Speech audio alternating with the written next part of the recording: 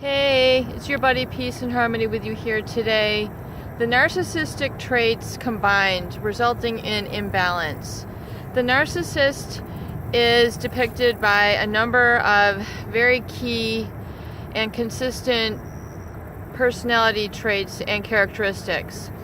For one, they can be extremely self-centered, extremely self-driven, and really to the imbalance in the attention that they give to others. When we look at all the different personality traits of the narcissist, they have grandiose sense of self-importance. They exaggerate their achievements and their talents, and they expect to be recognized as superior without commensurate achievements. This is the first on the list, a grandiose sense of self-importance. Now, I really want you to understand how this creates a tremendous amount of imbalance in their life and in their relationships. And if you start to think about this quality and identify that within your significant other or the person who you are considering right now who is a narcissist, one good telltale sign is their feeling of self-importance or their grandiosity. Look at how much time they spend on basically fanning themselves. By fanning themselves, I basically mean how much time they put into blowing themselves up, puffing themselves up. Whether it's with their energy, whether it's their comments. A lot of it, even if they're very insecure, they won't basically say I'm so great or look at my accomplishments. They won't verbalize it. Some of the overt narcissists will basically, it'll be plastered all over the place. Here's my trophy, here are my awards, here are my plaques, here's my house, here's my cars, here's my watch.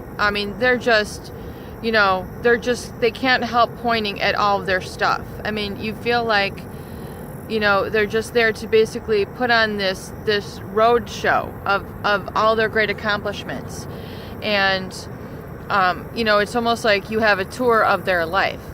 Well, the narcissist, who's also dangerous, and I want you to be able to kind of pick up and pay attention to, is the narcissist who, even without saying this, or maybe they treat others, perhaps a narcissistic female who has married a well-to-do man, or he's kind of the breadwinner in the family, and he is the one who basically is making a lot of the money, but she is the one who's spending it.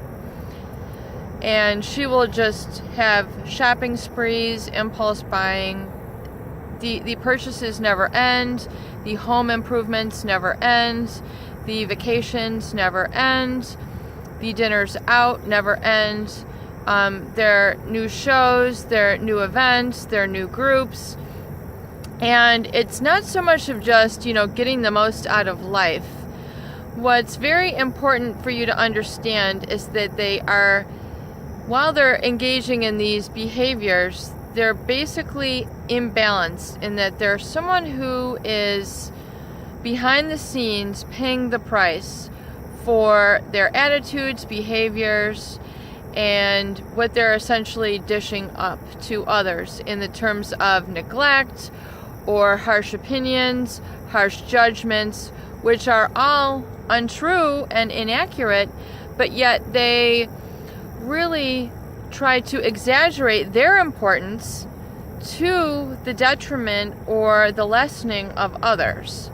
So it's their opinion that is almighty, and it is their viewpoint that is almighty, and it's what they want to do.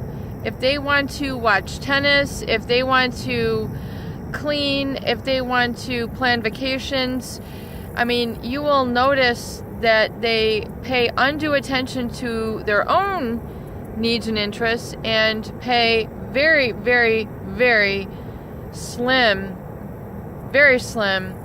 attention to communication, eye-to-eye contact with others, heart-to-heart listening with others, active listening with others. They don't have that physiological connection to others, and oftentimes they are verbally and physically abusive, yet they have this whole stockpile of belongings, of quote-unquote friends that are generally superficial in nature. They, might be, caught up in drinking, wine, whatever it is, their food. They're just basically saying, oh, look how great we are, and it's really to a facade, once again, that's a hallmark of a narcissist. And you have to look at the imbalance, because there's someone usually where they have a shortcoming which they are completely not open to acknowledging or understanding, or really taking responsibility for the hurt that they have inflicted on others, or their shortcomings. They will not admit to really having any shortcomings, where really a lot of people, they will generally feel sorry if they have hurt somebody, and they'll say, okay, that was a mistake, and I'm sorry, and then sorry is sorry, and then they'll let it go. And not to the point where you're like making grudges, but usually, generally, people will, accept like a sincere criticism, because it's just like, well, you're right, that's a good observation. And then, that's what a lot of friendships are.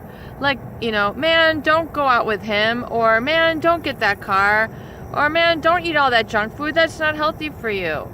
Or man, how come you haven't been to the doctor in 10 years? That's, you got to get with it. You've got health insurance. Use your preventative health care visit. Why don't you go to the dentist? Little jabs and jibs like that can be, part of relationships. People help keep each other on track. You can't always see everything. And so that's the beauty of other people's perspectives and having a friendship, is that you're truly kind of there for each other, and you balance each other out. You complement each other. You notice things, and it's just like, you're right, I should be doing this, or you're right, I should be doing that. And, generally, you're not going to be getting a lot of that, what I call reciprocity, or back and forth, or mutual human-to-human experience.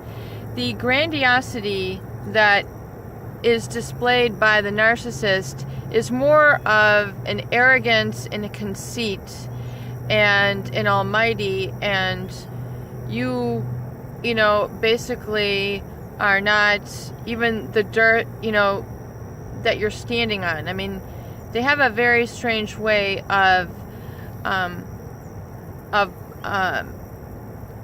creating this atmosphere. Even if they're not pointing to their trophies, even if they're not pointing to their house, they do it in their body language, the way that they snuff people off or turn their back on them very quickly. And, they're usually generally always like bending over or making strange, body language, which,